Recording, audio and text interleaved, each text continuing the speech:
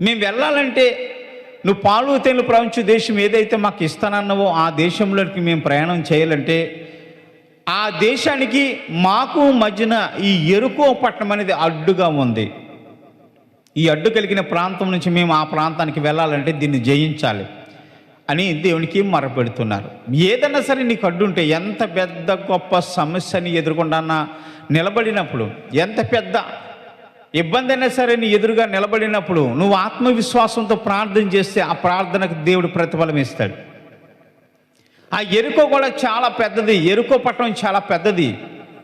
వారి పునాదులు గల పట్టణం, పెద్ద పట్టణము. ఆ పట్టణం నిండా కూడా పాపులే, దేవుడంటే ఎరగని వారు, అన్యజనాంగం.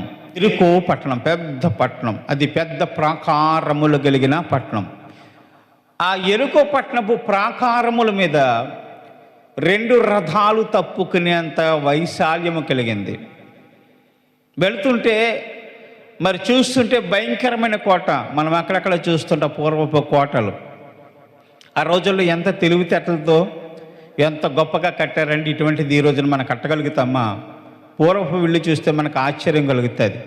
పూర్వపు కోటలు చూస్తే మనకు ఆశ్చర్యం కలుగుతుంది. అటువంటి బలమైన పునాదులు కలిగిన పట్టణాలు వాళ్ళు కట్టారు. ఆ ప్రాకారముల పైన 2 రథాలు తప్పుకునేంత వైశాల్యము కలిగిన పెద్ద పట్టణము. ఎప్పుడు కాపు కాస్తూ ఉంటారు, శత్రువులు ఎవరైనా వస్తున్నారేమని. ఆ యెరికో పట్టణానికి సంబంధించి ఒక గవిని ఉంది. ఆ గవిని ఎదురుగా పెద్ద తలుపులు. ఆ తలుపులు చొచ్చుకుని లోనికి ఎవరు వెళ్ళే అవకాశము లేని లేదు.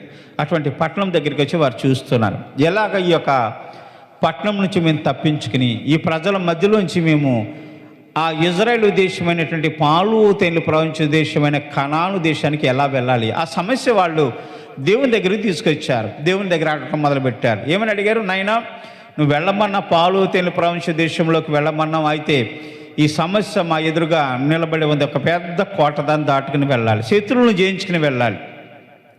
ఆ జయించేటప్పుడు వారే మమ్మల్ని చంపుతారేమో, వారే మమ్మల్ని నాశనం చేస్తారేమో. కాబట్టి మమ్మల్ని ఏం చేయమంటామని వారికున్న సమస్య ఏదైతే ఉందో ఆ సమస్య దేవుని దగ్గరికి తీసుకొచ్చారు. మన సమస్య వస్తే ఎక్కడికి తీసుకెళ్ళాలి? మనుషుల దగ్గరికా, అధికారుల దగ్గరికా? మరి ఎవరి దగ్గరికి తీసుకురావాలి? దేవుని దగ్గరికే తీసుకురావాలి. తనకున్న సమస్య ఏదైతే ఉందో ఆ సమస్య దేవుని దగ్గర తీసుకొచ్చి దేవుని దగ్గర మనం అడగటం నేర్చుకోవాలి, దేవుని దగ్గర మొరపెట్టడం నేర్చుకోవాలి.